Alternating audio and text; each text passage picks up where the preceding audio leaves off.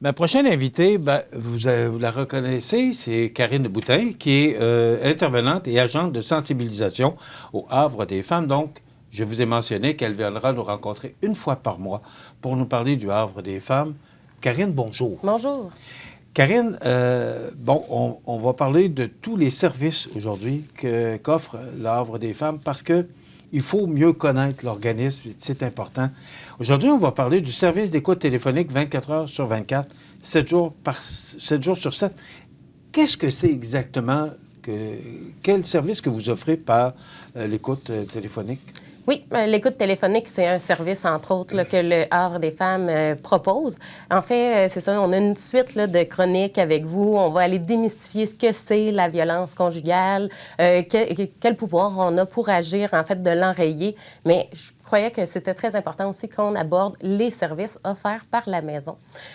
Donc, on a le service d'écoute téléphonique, comme vous dites, donc au 418-247-7622. Vous avez un service, donc, pour parler, aller vérifier des choses, que soit vous directement, comme la femme qui vit de la violence, donc elle a des questions, elle veut parler à une intervenante, mais ça peut être aussi pour les proches. Donc, des gens qui se questionnent sur une relation, qui trouvent qu'elle peut être intense, elle peut être vue négativement. Quand on se pose des questions, on invite les gens à nous communiquer, à nous appeler pour pouvoir en discuter. Puis nous, on peut faire l'évaluation, en fait, avec eux de la relation. Est-ce que vous voulez par là dire les gens, d'autres gens que la personne concernée, un peu une forme de dénonciation? En fait, quand on appelle au Havre, on va vraiment aller chercher de l'aide, du soutien. Donc, on a souvent des mamans, des papas, des proches, des victimes qui nous appellent et qui nous disent comment que je peux intervenir avec elle, qu'est-ce que je peux lui dire pour qu'elle voie ce que je vois, finalement. Donc, l'écoute téléphonique, c'est un des services que je vous dirais que c'est le premier pas qu'on va faire pour s'approcher de la maison. Est-ce que ça se peut que la personne qui subit de la violence conjugale ne soit pas toujours capable aussi de communiquer avec vous? Oui, c'est possible. C'est pour ça qu'on a ouvert aussi, on a par message texte, que ce soit par le Messenger, du Facebook, Instagram, TikTok, on tient à être présente sur différentes plateformes, les réseaux sociaux, vraiment, pour que les femmes et les proches puissent nous rejoindre quand ils en ont besoin. L'hébergement. Oui. Donc, on a beaucoup de questions en lien avec l'hébergement. Je comprends que c'est par importance, ça, parce que service 24 heures, mais après ça, après l'écoute téléphonique, bien, ça peut être l'hébergement. Oui, puis on se décrit, on est une maison d'aide et d'hébergement. Donc, souvent, les gens pensent que c'est notre unique service, en fait, d'hébergement. Tandis que non, on en offre plusieurs. Mais dans le service d'hébergement, c'est pour toutes les personnes s'identifiant comme femmes qui ont un besoin de sécurité. Donc, la maison, elle est une adresse confidentielle pour veiller à la sécurité des femmes et des enfants qui y habitent. Donc, c'est pour femmes seules, pour les familles, pour toute personne s'identifiant comme femme qui vit la problématique de violence conjugale. Comment on fait ça, Karine? À partir du moment où une personne a besoin d'hébergement, on procède comment? Là, je comprends que l'écoute téléphonique peut, à un moment donné, mener à l'hébergement, mais est-ce qu'il y a d'autres formes ou de façons de faire pour aider ces personnes-là à aller chez vous pour obtenir de l'hébergement? Oui, le comment. Comment faire pour se rendre en hébergement?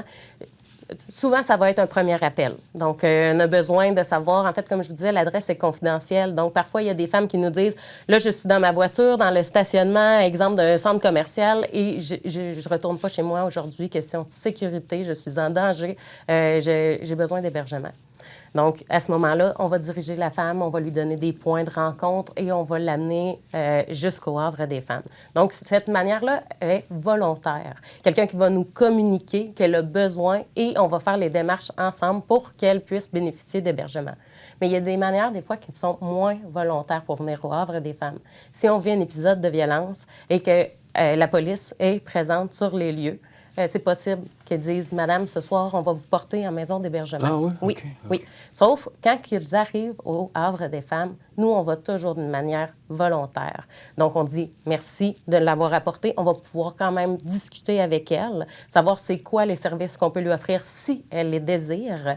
Mais si elle désire quitter, aller chez une amie, quelque chose comme ça, il n'y a aucun problème. On va aussi l'accompagner. On ne la laissera pas partir toute seule. On va l'aider à aller et vous allez garder un suivi quand même pour s'assurer qu'elle est en sécurité? Exactement, exactement. Et ça va pour madame, mais ça va aussi pour les enfants? C'est bien ça. Donc, des fois, ça va être la protection de la jeunesse qui vont indiquer à madame que la situation ne peut pas durer, les enfants ne peuvent pas se développer sainement dans ce contexte, donc elle doit se relocaliser. Et dans ce cas-là, on va l'aider aussi. Elle va être accueillie au Havre des femmes avec les enfants pour une question de durée.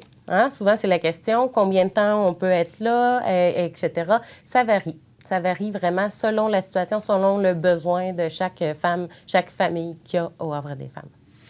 Consultation externe. Oui. Donc, consultation externe, c'est vraiment des consultations dans un bureau avec une intervenante. Pas d'obligation d'être en hébergement ou d'avoir été en hébergement pour rencontrer une intervenante. Donc, on est chez nous, on vit un contexte de violence, c'est difficile, on peut communiquer avec le Havre pour des rencontres. Mais aussi, ça fait des années qu'on a vécu des épisodes de violence et on en vit encore des conséquences. Des conséquences, ça peut être une faible estime de soi-même, de l'hypervigilance, peu importe l'impact que ça aura sur notre vie. Si on décide un jour de le travailler... Impact, hein? Exactement, il y en a un impact. Et là, je parle des femmes directement, mais ça peut être aussi avec leurs liens avec leurs enfants. Donc, voilà 2 ans, on a mis fin à une relation, moi et le papa, et les enfants vivent encore des conséquences de cette violence-là. On a des services spécialisés pour les enfants, en externe aussi. Service jeunesse. Donc là, on tombe vraiment dans le vif du sujet. C'est vraiment un service pour les mamans. Donc oui, on va intervenir auprès des enfants, on va travailler avec eux sur les conséquences pour minimiser vraiment l'impact de la violence avec eux.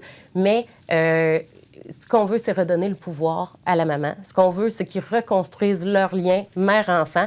Donc, encore là, on y va comme accompagnatrice. On ne va pas prendre le lead. On va vraiment fournir les outils à maman qui, elle, va être en mesure de reconstruire sa relation parce qu'on mise vraiment sur son autorité parentale.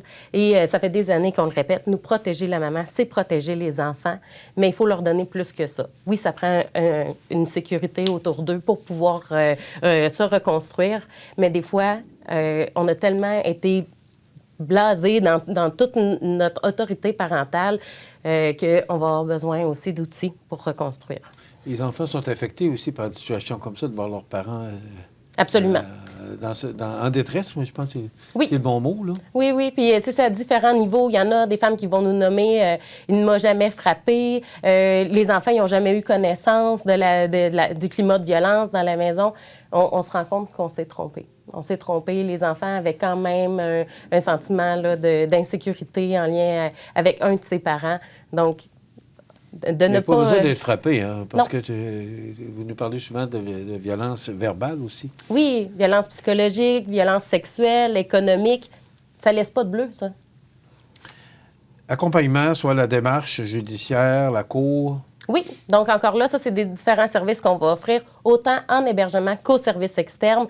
Souvent, les femmes, ils nous communiquent, ils nous disent « avoir su que vous étiez là avant, j'aurais fait appel à vos services » parce que d'affronter le système judiciaire comme il est aujourd'hui, souvent, on va avoir besoin d'accompagnement, que ce soit une intervenante du Havre des femmes ou du CAVAC. Quand on va faire vraiment les démarches judiciaires, les femmes nous le nomment. J'ai d'abord été bien accompagnée. Qu'est-ce que vous entendez par démarche judiciaire? Préparation à la cour. Pourquoi? En fait, tout ce qui est criminel aux côtés de la violence conjugale, que ce soit le harcèlement, les voies de fait, les méfaits. Si madame vient avec nous pour nous raconter son histoire, mais nous, on va pouvoir la guider aussi pour lui soulever qu'est-ce qui est criminellement se sortir définitivement de ce noyau-là. Et voilà, et là, mais il y a des choses, en fait, la violence psychologique, comme on disait, bien, elle n'est pas toujours reconnue criminellement. Donc, on va aller avec elle dans son histoire, voir qu'est-ce qui est possible de relever vraiment pour que sa démarche judiciaire soit à la hauteur de ce qu'elle attendait. Atelier de groupe. Oui. Oui, on fait des ateliers de Ça, groupe. c'est bon, hein, de pouvoir rencontrer des gens qui vivent et d'apprendre qu'on n'est pas tout seul dans la vie à vivre ce genre d'événements-là. Oui, c'était le message de la porte-parole de SOS Violence conjugale, Ingrid Falaise, qui disait quand que je croyais être seule, on était des millions. Donc, c'est vrai, il y a beaucoup de femmes qui en ont vécu ou qui en vivent aujourd'hui. Donc, d'être capable de faire des groupes de soutien, des interventions de groupe où les femmes entre elles se reconstruisent, toute la force est là de notre intervention féministe. OK. Il y a des cafés-rencontres, des groupes de soutien, des ateliers de création. Qu'est-ce qui se passe? Qu'est-ce que les gens font chez vous? À partir du moment où ils s'en vont, ils prennent la décision là, d'aller au Havre des femmes, une journée, c'est quoi au Havre des femmes pour... Ça dépend de la femme, de son besoin, de où qu'elle en est rendue dans la vie. Parce qu'il y en a qui viennent au Havre des femmes et disent moi, je veux continuer à travailler. Mais si c'est ton désir, tu peux continuer à aller au travail. Si tu en as la force, si les enfants se sentent prêts, ils vont aller à l'école. Donc, il y aura pas... la routine va continuer en maison. Mais parfois, on vit des épisodes, des choses vraiment qui fait qu'on a besoin d'un temps pour réfléchir, se reconstruire. Donc, encore là, sans jugement, elles peuvent venir se déposer en maison pour prendre le temps de se reconstruire. Mais sinon, c'est une journée assez typique. Il y a beaucoup de café qui se boit, beaucoup de conversations aussi. Mais quand on y va aussi dans les ateliers de groupe, c'était pour vous dire que de rester alerte à tout ça parce qu'on a des groupes de soutien qui vont commencer bientôt. Mais aussi, on va aller dans qu'est-ce qui est des ateliers créatifs parce que c'est prouvé. Mélanger le créatif et la dévictimisation, vraiment, ça apporte des résultats vraiment plus parlants. Mais juste de parler. Oui. De parler de ce qu'on vit, là. Juste la communication, ça doit donc soulager la personne. Oui, puis la personne qui a vécu des épisodes de violence, ça fait du bien d'en parler. Puis nous, on veut faire un pas de plus avec les services de sensibilisation. Donc, on veut vraiment inviter les gens à en parler de c'est quoi la problématique de violence conjugale, c'est quoi qu'on en pense, c'est quoi les mythes aussi qui entourent tout ça, pour qu'un jour, quand une femme va dénoncer la violence, on n'aura pas le réflexe de dire « mais ça se peut pas, mais monsieur est bien placé, mais je l'ai jamais vu méchant avec toi ». Donc, on veut vraiment qu'il y ait un changement dans la manière d'avoir les dévoilements. Quand la personne, elle nous dit qu'elle a été victime de violences conjugales ou de violences sexuelles, il y a vraiment une tournure qu'on doit prendre en tant que société, puis c'est de croire les victimes. Tout à l'heure, vous parliez des enfants qui peuvent retourner à l'école. Oui. Le père est au courant, il connaît l'école. C'est quoi la protection que vous offrez à ce moment-là? Dans les 45 maisons du regroupement des maisons pour femmes victimes de violences conjugales, on va prioriser un changement d'établissement. OK. Et on a des ententes prises avec les établissements, plus à proximité des maisons. Encore là, question de sécurité. Donc, tout est prévu là, pour vraiment assurer la sécurité. C'est important de le mentionner parce que moi, j'entends les questions, là, puis c'est important de dire que c'est vraiment sécuritaire là, à tout point de vue. Et il ne faut pas hésiter à demander de l'aide. Oui. Je pense qu'il est là le problème. Hein? De faire la demande. Oui, parce que de dire, hey, dans quel bateau je vais m'embarquer si je me rends jusque-là, mais il faut que je sorte de ce milieu-là, ça ne doit pas être évident pour la personne. Non. Puis on peut avoir des gros préjugés, en fait, là, des craintes. Quels gens je vais croiser dans des maisons d'hébergement? Il y a autant de femmes professionnelles que de mamans, il y a tout type de personnes, de femmes qui vont passer en maison d'hébergement. Le point central, c'est qu'elles ont vécu quelque chose de vraiment pas facile, puis qu'ensemble, on va se reconstruire. 247-7622. Oui. Et on peut écrire même, il y a un courriel, c'est sensibilisation@lehavredesfemmes.com. Si vous désirez écrire, il y a quelqu'un qui va vous répondre, entre autres Karine. Mais il n'y a pas de... Il n'y a pas différentes formes de violence conjugale. Une violence conjugale est une violence conjugale, peu importe à quel niveau c'est. Exactement. Et je pense qu'il ne faut pas hésiter à demander de l'aide. Oui, peu importe la forme de violence, elle est inacceptable. On peut travailler avec les femmes, mais aussi avec les organismes, avec la population en général, avec les milieux de travail, tous les gens qui ont à cœur le mieux-être des femmes donc, peuvent nous communiquer. Ils vont aussi peut-être nous voir. En fait, on a cette affiche, une campagne de visibilité. qui est hashtag à la maison. Donc, vous allez voir les affiches de différentes grosseurs partout dans Chaudière-Appalaches. C'est les 4 maisons de Chaudière-Appalaches qui se sont mobilisées pour créer cette campagne de visibilité-là, qui est analogie au code de la route. Donc, vous allez voir les affiches. Si vous avez un besoin, vous n'hésitez pas à communiquer avec l'une des 4 maisons de Chaudière-Appalaches. Ce sont des affiches qu'on connaît bien aussi. Et voilà. C'est bien fait. Et voilà. Merci beaucoup, Karen. On se retrouve dans un mois pour poursuivre et parler de tous les services qu'offre le Havre des femmes. Je vous rappelle le numéro de téléphone 247 76 22 7622. C'est important. Et n'hésitez pas à téléphoner ou encore, si vous connaissez des gens qui vivent des difficultés, de les référer au Havre des femmes. Ils sont là pour aider. Et voilà. Service d'écoute téléphonique 24 heures sur 24, 7 jours par semaine, hébergement, consultation externe, service jeunesse, accompagnement, atelier de groupe. C'est ce que le Havre des femmes vous offre, entre autres. Gratuit. Tous les services sont gratuits.